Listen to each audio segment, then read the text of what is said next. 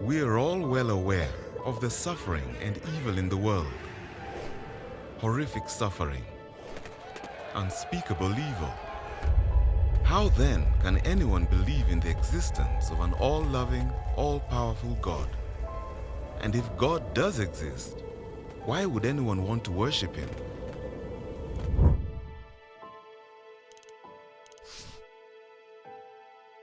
Epicurus framed the logical problem of suffering and evil like this. If God is willing to prevent evil but not able, then He's not all-powerful. If He is able to prevent evil but not willing, He is not good. But if He is both willing and able, how can evil exist? And if He is neither able nor willing, then why call Him God? In other words, it's logically impossible for God and suffering to both exist. But we know full well that suffering exists. Therefore, God does not. Is this a good argument? Let's look at it more closely. Are these two statements logically inconsistent? No. Here is an example of two logical inconsistent statements. David can't be both married and a bachelor. But there is no explicit contradiction between these two statements. So there must be hidden assumptions behind this argument that would bring out the alleged contradiction. Here they are.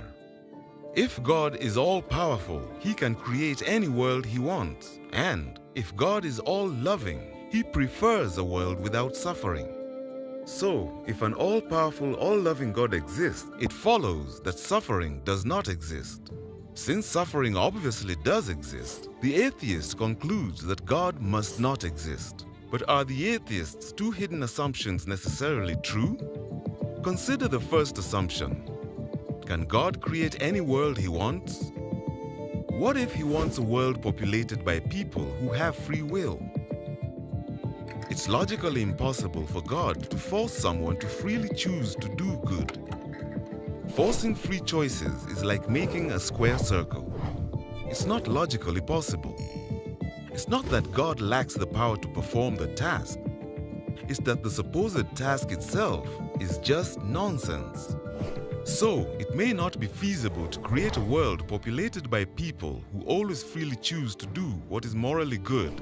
So the first assumption is not necessarily true. Therefore, the argument fails. And what about the second assumption?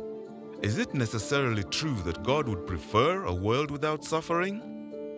How could we possibly know this? We all know of cases where we permit suffering in order to bring about a greater good. If it's even possible that God allows suffering in order to achieve a greater good, then we cannot say this assumption is necessarily true. For the logical problem of suffering to succeed, the atheist would have to show that it's logically impossible that free will exists, and that it's logically impossible that God has good reasons for permitting suffering. This burden of proof is too heavy to bear. It's quite possible that God and suffering both exist. This is why philosophers, even atheist philosophers, have given up on the logical problem of evil. We can concede that the problem of evil does not, after all, show that the central doctrines of theism are logically inconsistent with one another.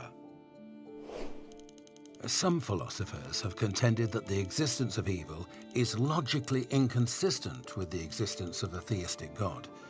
No one, I think, has succeeded in establishing such an extravagant claim. It's now acknowledged on almost all sides that the logical argument is bankrupt. But this is hardly the end of the discussion. We still need to explore the probability version of the problem of evil.